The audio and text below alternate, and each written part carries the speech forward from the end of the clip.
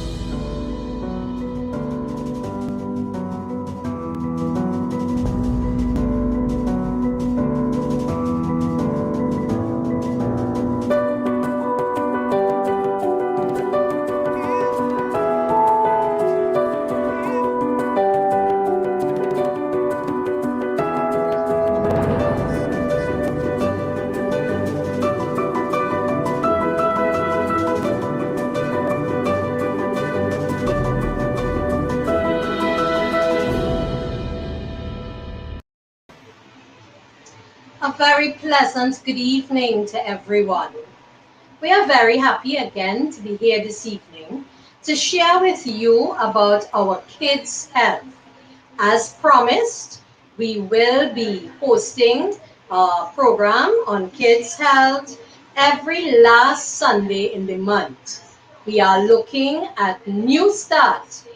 Last month, we looked at nutrition, how we can feed our children properly, how we can pack their lunch kit, what is considered healthy, so that as we build the foundation of our children's health, they can develop and grow strong and healthy. This evening, we are looking at exercise. We have our two presenters, Dr. Kadinia Gary Stevens, who shared with us last month. She's here again today from a medical aspect to show us about health. And after, we are going to have Mr. or brother Leroy Pierre. Leroy Pierre, our physical education department head at the University of the South Caribbean. So we are going to start now with Dr. Gary Stevens. And afterwards, we will be allowed a few questions, and then we will proceed to introduce and give you a full understanding of Brother Pierre. So let's go, Dr. Stevens. Good evening, everyone. I'm happy to be here again. And today we're looking at our Kids Health Online, and we're looking at exercise. Exercise is very important for our kids. It has been recognized that in the last 30 years, physical activity has been known to be essential for maintaining good health and improving quality of life for all ages, whether it's our little ones or even our elderly people. Everybody needs to engage in exercise. Now, when we think of children, we think of little children running around the house, running outside. In fact, parents are always trying to get children to sit still. So they have always been active in both free play as well as organized sports. However, we have found in recent times there has been a decline in physical activity levels with our children. Now, why is this, you may ask?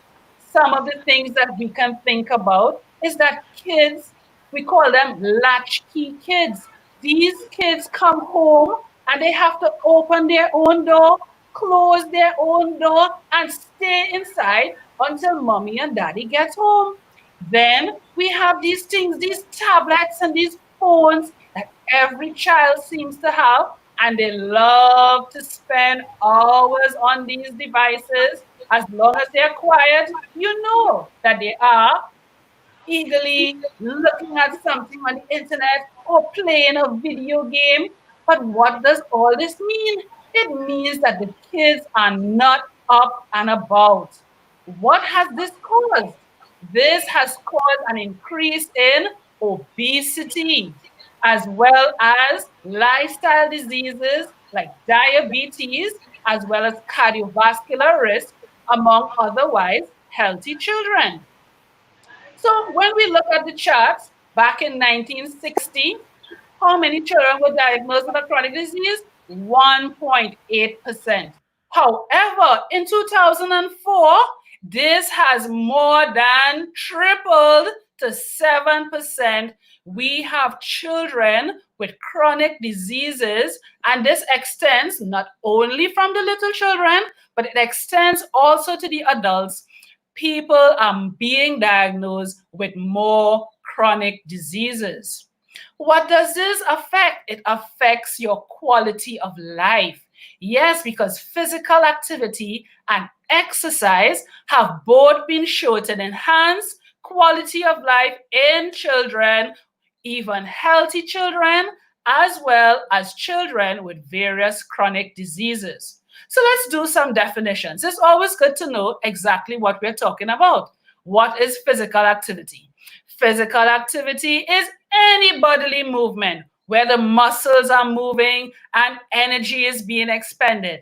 What is exercise? We want to think of exercise as being planned or structured, repetitive bodily movement done to improve and maintain one or more components of physical fitness. So we know what physical activity is, any activity. Exercise tends to be more structured. So here we have the kids' activity pyramid. There is so much things we can get our kids involved in. Whether they have a chronic disease, they're in a wheelchair, it doesn't matter. Everyone can get involved. We can have group activities, free play, family exercises. Just get those kids moving. What do we have to limit? Watching TV, playing computer and video games, or sitting for more than 30 minutes. So I like this activity pyramid. It gives a whole range of things that we can get our kids involved in. When the parents get home, unlock those doors and let those kids go outside, or if you have to do it indoors, there's a variety of things we can get involved in. Why? Why do we have to do this? Because physically active children and adolescents have lower blood pressure levels. They have lower fat levels. They have better, stronger bones.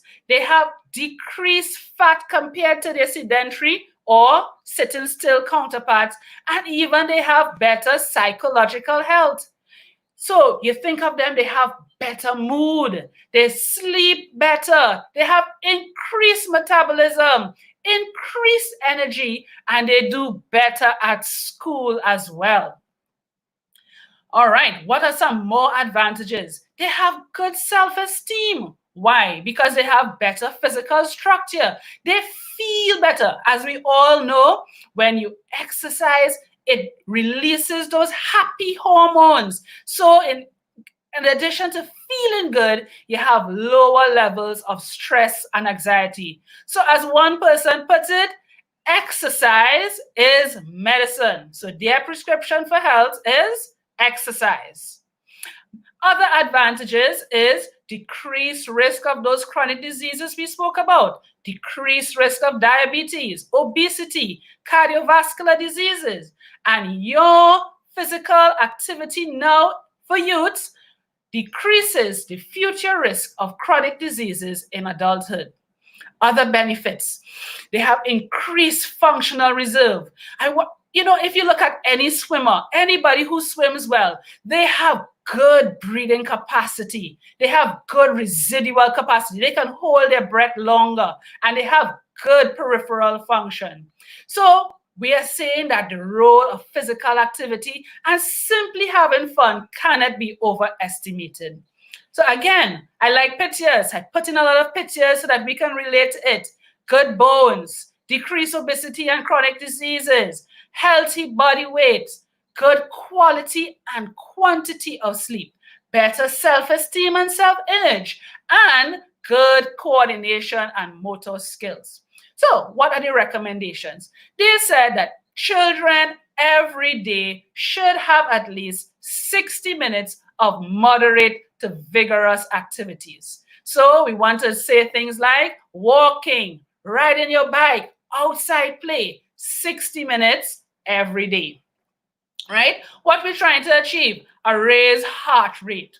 You want to get that heart pumping so that it gets that muscle condition, muscle strength, muscle endurance. This, if you only get, they said 60, but if you only get 15 minutes, it increases your academic performance by at least quarter of a grade. You go to 30 minutes and you get more confidence, decrease stress and anxiety. And then if we look at the little older children, increase bone density in the spines and the hips so that it decreases their risk of getting fractures and other musculoskeletal illnesses. So let's look, as we speak about that, at the injuries.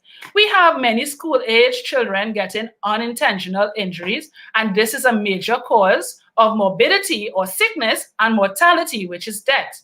So participation in sports is relatively safe, but you can have increased injuries with increasing age, body size, and skill. Some of the common injuries we see are in the head and face, fingers, knees, ankles, and they said that girls are more likely to have an ACL injury than boys.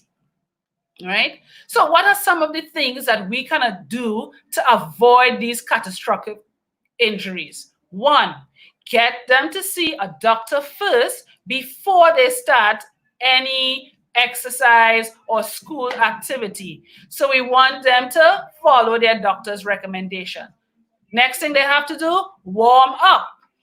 Always wear your protective gear, be it helmet, shoulder pads, knee pads, etc. Keep track of the weather conditions. We'll speak about that later. Don't overuse these muscles because overuse injuries can also happen. So we have one set of injuries and diseases from underuse, but we can also have injuries and diseases from overuse, right? So it said again, don't overtrain. Right, so here we go. We're talking about the excessive exercise. So they said to make sure that children don't participate in long distance exercises that's supposed to be for adults. I know some parents like to take the kids along with them, but remember, they're just kids, so limit their activity to their level.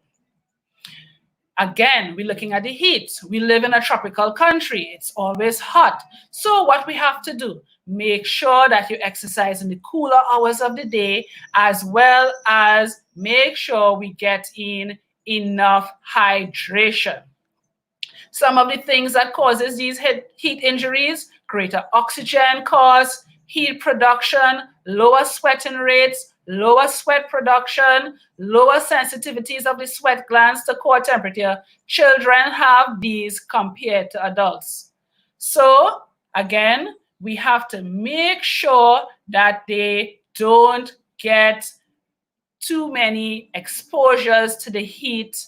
Make sure that they are getting enough hydration, a nice drink of water, a icy drink. All these things can help reduce the risk of heat injuries. Right. Now, another thing we have to look at is the weight of children. We are seeing that we have more kids at earlier ages being conscious about their body weight and their appearance. We are seeing it in kindergarten students. And your child may go to kindergarten and they are all confident, but then they encounter some other child who may tease them and affect their confidence.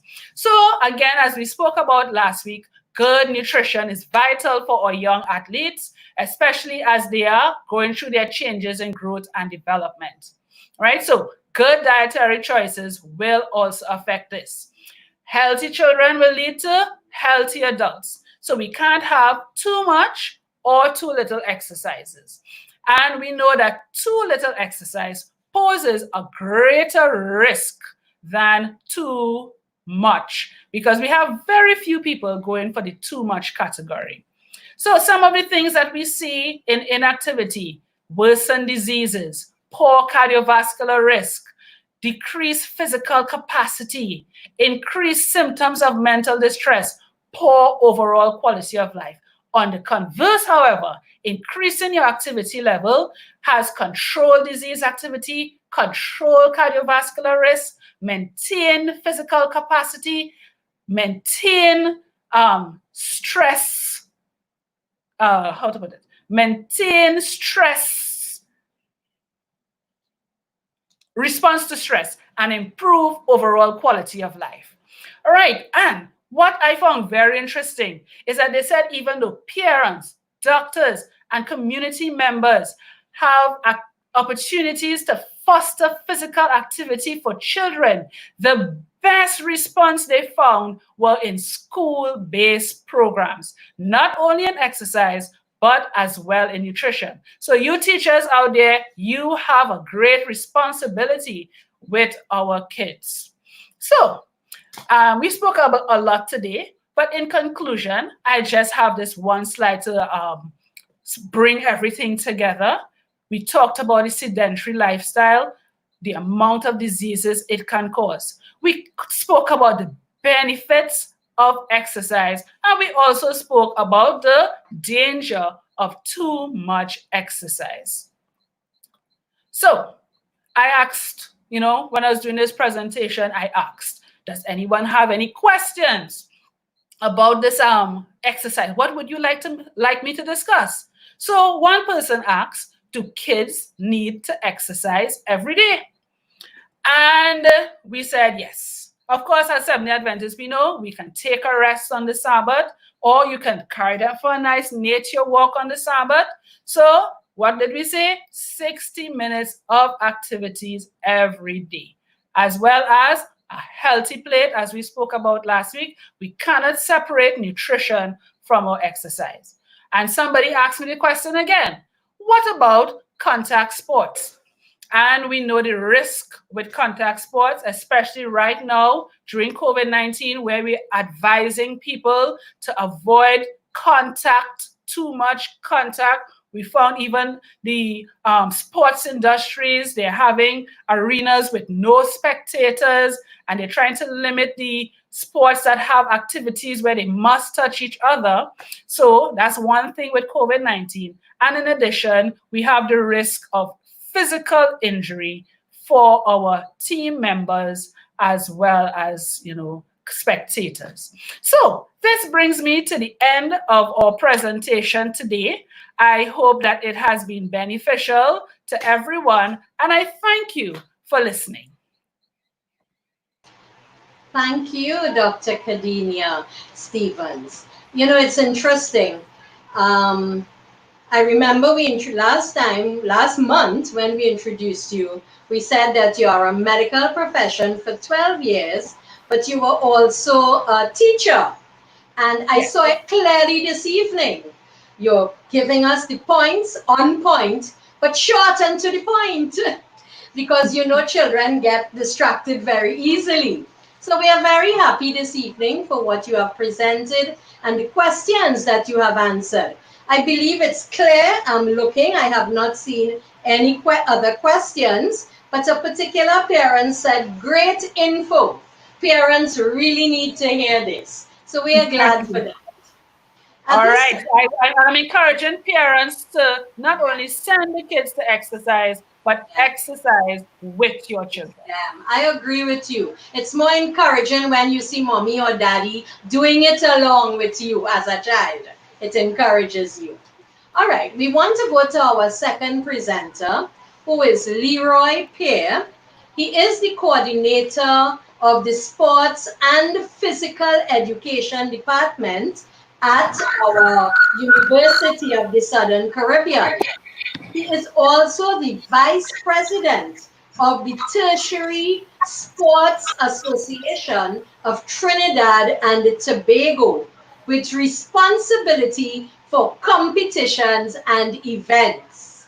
So we want him this evening to give us a wider aspect from his training and background knowledge of how we can deal with exercise. Brother Pear. Okay, thank you very much, Sister Vicky. It's a pleasure to be part of this panel and to share my experience and whatever little knowledge I know. a bit difficult coming after the goodly doctor and all her presentations, and I hope that I can do justice to the topic. Uh, I have encapsulated my presentation as COVID-19 fitness and the family. And why did I link your, your topic to COVID-19? Is because we have discovered that the lockdown would have created a number of challenges for families uh, because we are at home, we should not be going out, and if we're going out, it should be limited. So we are there in front of the TV and so on and so on. So we have a number of challenges that came out of this COVID-19. I'm sorry I cannot share my screen. I'm using my son's laptop and it's different, right? So some of the challenges, I don't know if you all got the PowerPoint that you can share. Some of the challenges would include obesity, coming out of families just sitting in front of the television and lying on bed, watching a TV and just eating. All right, everything you put your hand to your mouth. All right, and we eat just for anything. We eat when we are happy. We eat when we are sad. We consume food if we are stressed. We consume food when we would have succeeded in something or anything. So food, eating and drinking has become the norm of us humans. And we have passed it even on to our children. So with the lockdown, we would have parents who would be giving their children the gadget, the age of automation. So they were the TV and their games and something to eat so that the parents, cannot be bothered. And this has caused a number of challenges as would have been alluded to by the goodly doctor. Physical activity versus physical exercise. Physical activity improves health and wellness. Physical exercise improves fitness. So we need to differentiate the two, activity versus exercise. So most people into sport would participate in physical exercise or fitness for their sport. But people who are into wellness would participate in physical activity as an exercise to maintain their health and wellness. How do we differentiate that? Simple things like just generally walking, running, going to the park, as the doctor would have alluded to. Those things are considered physical activity. And physical activity aids in your ability to carry about your activities of daily living, ADL. One of the benefits of physical activity that and an active lifestyle that I would like to share is that of interpersonal wellness. And children, especially children, need to interact with children of their age group. So it creates that social wellness and build a network of support. And these days, you notice that when you look back at your alma maters, you will have groups of alma maters, and they speak about the primary school days, the secondary school days, and the tertiary level days, and so on. So that social network is important for the little child. Most times we take our children to school, we do not want them participate in any activities because we do not want their clothes to get dinged, we do not want them to get a scratch, and so on. But all that is part of development. All that is part of developing an active lifestyle. So when we take it away from the child, we are actually developing a child who would sooner or later develop what we call non-communicable diseases, heart failure, cancers, and so on, diabetes, and the list can go on. It is recommended that you should exercise 30 minutes of moderate, intense, most days of the week. and that is taken from the Dietary Guidelines of America 2005. 30 minutes moderate intense exercise most days of the week, or 20 minutes of vigorous intensity aerobic activity at least 3 days per week. However, the Council on Exercise, American Council of Exercise, would suggest that the most amount of time you should exercise is 5 to 7 days per week, ideally. However, we do not get that in. So we suggest at least 3 times a week for 30 minutes. When we classify activity levels, we can look at it from light, moderate, and vigorous.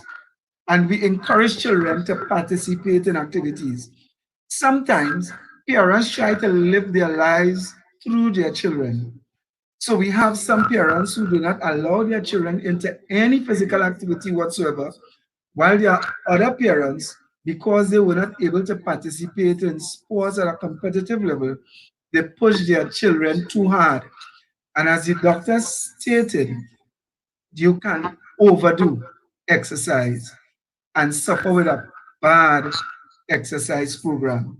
So it's important to start light, graduate to moderate, and then vigorous. Simple example, like walking. Encourage your child to walk in the yard, in the house, up the stairs, down the stairs, leave the elevator alone, right? So we're walking slowly. Then we have moderate, you walk briskly.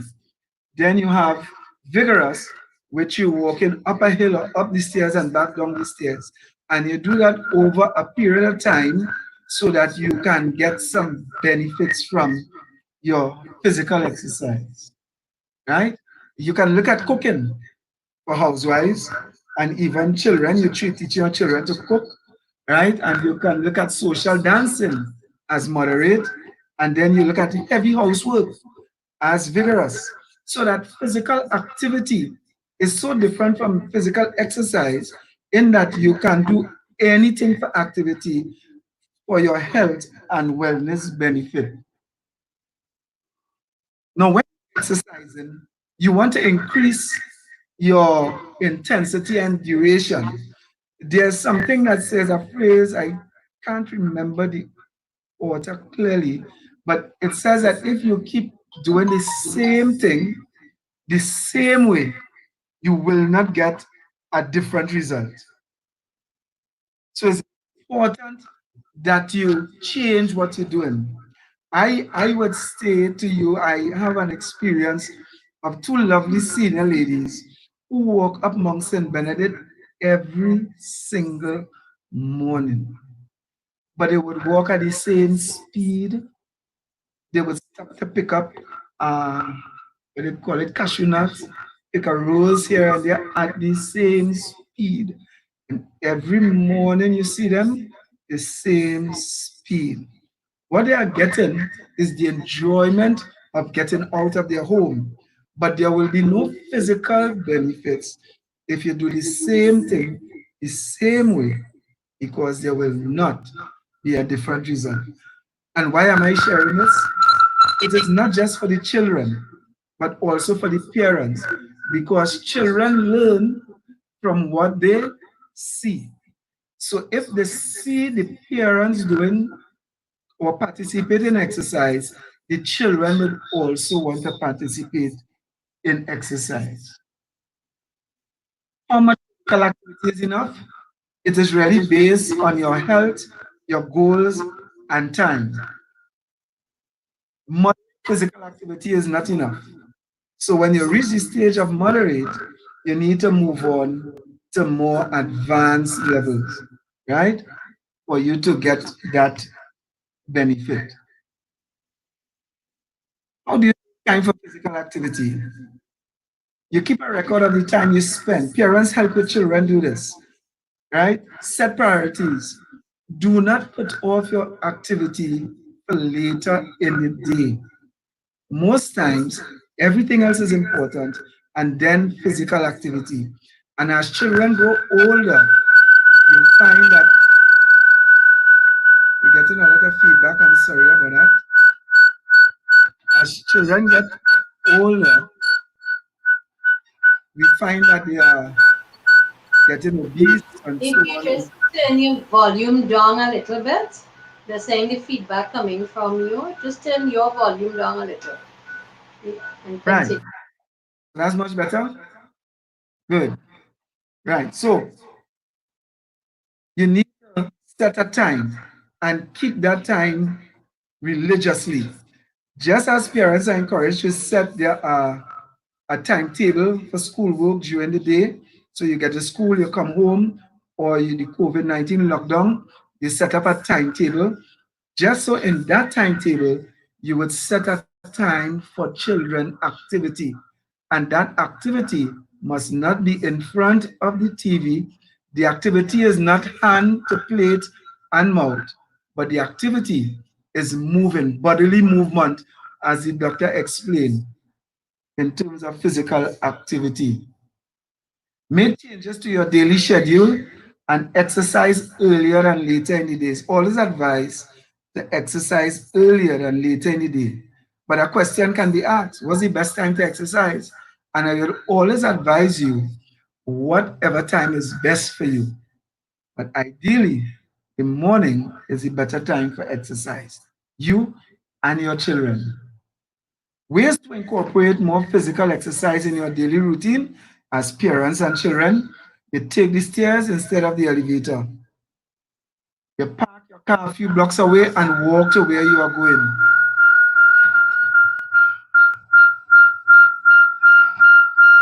You do one chore that requires physical activity.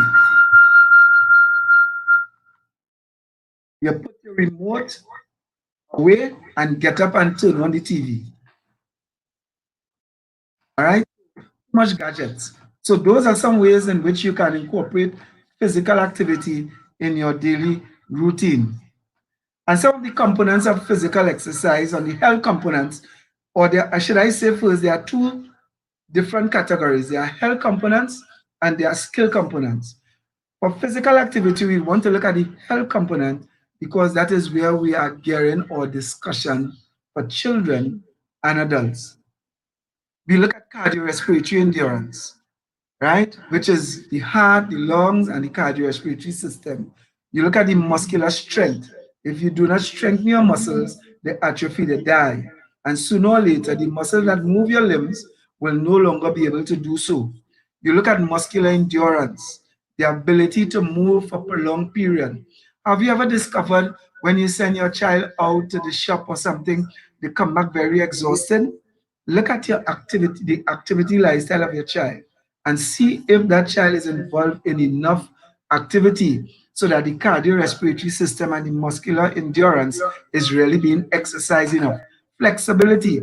Sometimes we do not spend enough time on flexibility, and flexibility reduces the risk of injuries, especially those ankle injuries that you get with a little twist when you mash a stone badly or walk off a step badly.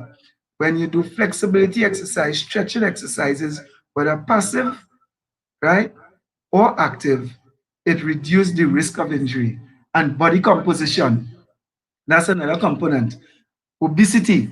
And obesity has nothing to do with the size of a child, but the amount of fat, right? The fat mass that accumulates around under the skin, which is called subcutaneous fat, or around your organs, your heart, your lungs, your blood vessels, which is called the visceral fat.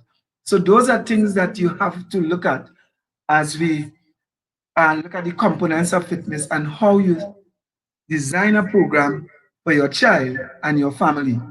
The skill related aspects would be like speed, power, agility, balance, coordination, reaction time. I'm running this through because these are more related to persons into sport. We must also note that the human body is very adaptable.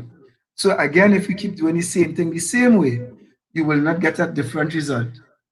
Over time, short-term adjustment translate to long-term effects.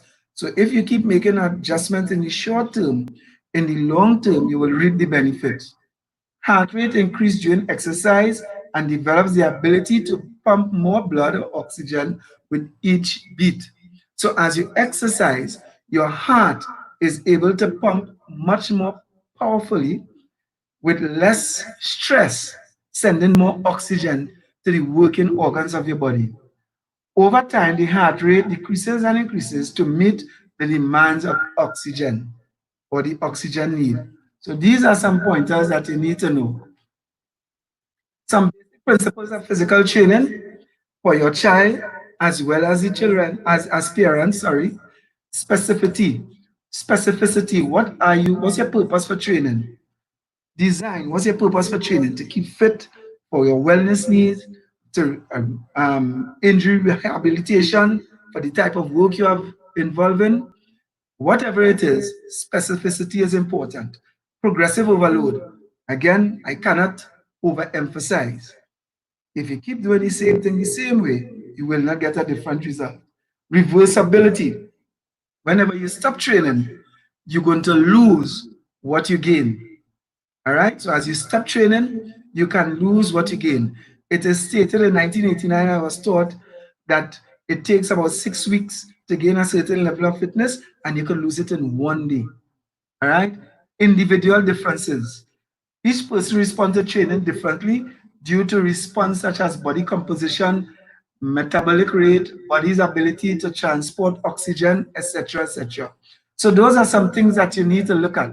Do not be too hard on the child if the child gets tired easily. You need to take the child from where the child is to where the child should be. And remember, an important aspect of training is enjoyment. If you are not enjoying what you're doing, you will not continue. All right? If you're not enjoying what you're doing, you will not so make it fun, make it attractive, and you yourself participate as a parent. Maintenance and or improvement. We want to look at the FIT principle. The FIT principle is important in training. Frequency, intensity, time, and type. And I'll go through this quickly as I come to the end of this slide. Frequency, how much days per week? We already agreed 3 to 5 days per week. Intensity, fitness benefit occurs when persons exercise harder than his or her normal level of activity.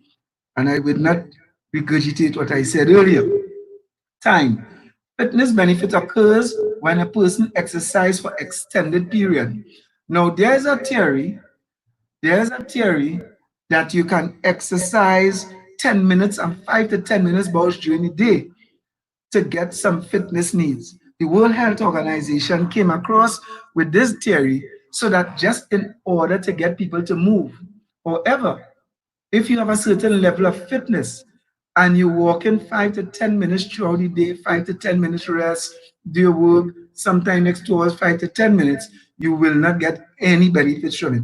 So this 5 to 10 minutes is basically for those persons who do not find time, they may be obese, medical conditions, 5 to 10 minutes each day.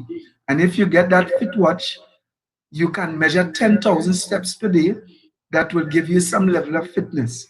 And fitness, my friends, do not only take into consideration size, but how well your organs function. High cardiorespiratory endurance should be 20 to 60 minutes.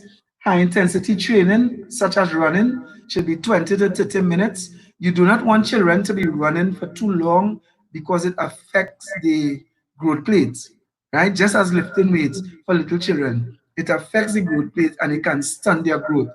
Moderate intensity as walking 45 to 60 minutes, resistance training, 8 to 12 reps, and that could change based on what your goals are. The type of exercise, again, is based on your goals and your muscle groups that you are training. Guidelines. Warm up before training, the doctor mentioned it, so I won't go too much over that. Cool down after training. There's nothing like warm down. You warm up and you cool down. Encourage the children to warm up and cool down. You do not use stretches as a warm-up exercise. You put stretches when your body becomes warm. Another thing, you do not warm up with stretches early in the morning. Research has shown that when you sleep, you will grow at least ½ inch. But as you go through your daily activities, you go back to what is considered your normal height. right? So that when you get up in the morning and you just start stretching, just like that, you can cause more harm than good. Exercise safely, the doctor spoke about that. Make sure your environment is safe. Some sports children should not participate in, and do not try to um, lock children into particular sport. Let them experience all the sports. So as they get to secondary level, they can now specify which sport they choose. But do not lock children from an early age into one type of sport. Listen to your body and get adequate rest. Like children, don't push them. Right? I see some parents going up mountain bike, running, and the only thing they didn't do with the child is tie a rope or something around the child. And come on, come on. But the child just can't continue. We have to understand the child ability and your ability continuously exercising. Cycle the volume of intensity of your workout. It is called the zigzag method of training. Today you might do 3 miles, tomorrow you do two. You don't just keep going higher and higher all the time. You change your routine, vary your activities. If you run today, you could walk tomorrow, and so on. Train with a partner. Training as a family is a really great thing because you can motivate each other to participate in the activity. Train your mind. If it's not in the mind and you can't believe it, you cannot achieve it. Right? Fuel your activity appropriately. Rehydrate, drink water. Gatorade is a myth, right? That when you drink Gatorade, you get so much more energy. That's a myth, right? But fuel your activity with water. Eat properly, and the doctor would have shared some of that, and have fun while exercising. When you're exercising, I think this is my second to last slide, you need to ensure that you get medical clearance, whether you're a child or adult. Now, we are advised to have persons over a particular age, 30 years of age, get medical advice. However, we are seeing that even young ones are suffering with diabetes. Not we are seeing, we know that is a fact. Diabetes and other challenges. And when you take them through exercise, you find they become exhausted, dehydrated, they can faint, and so on.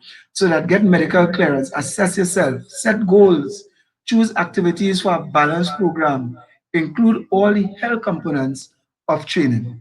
Why should you train? As parents, when you train, your children see and image what they see.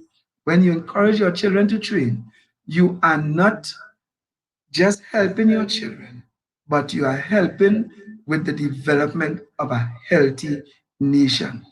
Get your child moving and you get moving. Thank you very much. Thank you very much, Brother Leroy Pierre. But I have a couple questions for you because I clearly, what you said there about the parents walking up Mount St. Benedict Hill and the children running to keep up, I've been through that myself. And then, the question is, yes, the question is asked then, we're dealing with children. At what age should I begin to exercise? Children basically begin to exercise. If you're looking at a structured program, you can more develop that structured program from the age of 9 or so on. Right? You don't want to block children too much in structured program. What you want to get children involved in is movement. Just movement, spatial awareness and that type of stuff. Great. Like what the doctor was saying, the normal movement, Yes. getting them to do stuff. Yes. All right. Now we hear a lot about sports and health and wellness. Are they the same? And which should I choose to participate in? Well, good question. If you are participating in competitive sports, research has shown, Fred Oakley, I think is his name, would have shown that there are so much injuries to be derived from competitive sports.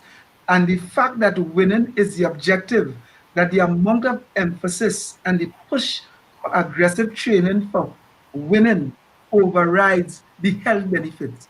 So if you are participating in sports for fun, you can participate in sports, wellness activities, and health activities.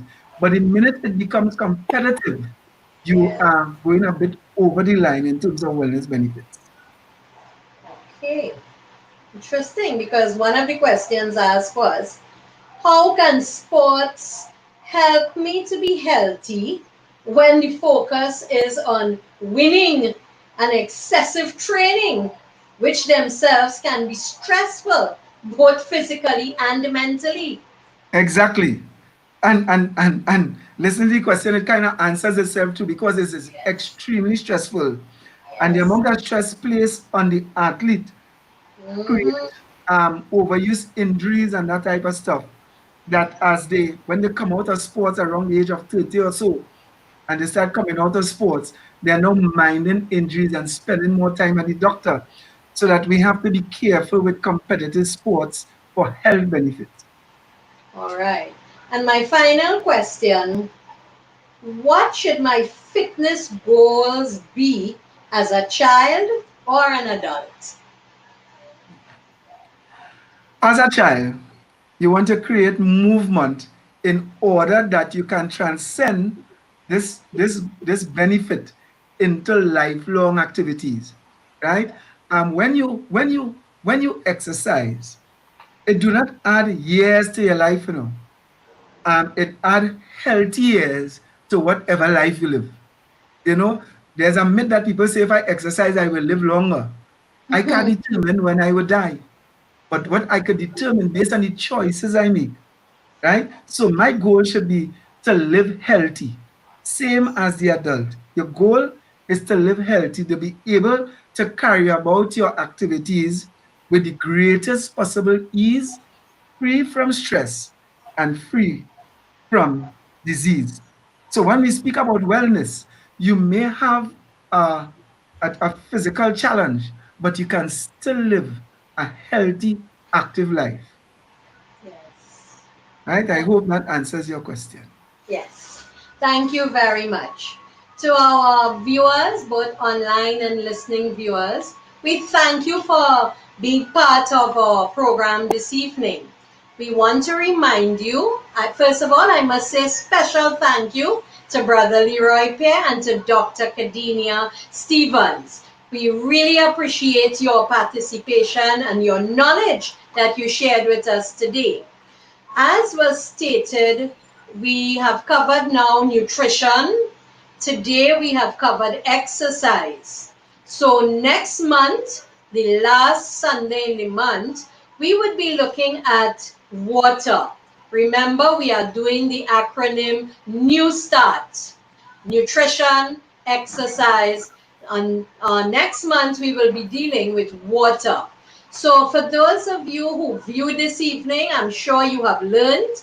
Even though we are finished, you can still go back and view online this program, share it with other parents so that they can know how to help their children to benefit with exercise. So thank you for viewing. We have come to the end. It's now 6:02. May God richly bless us as we look forward to our next session next month. Thank you very much. Have a good evening.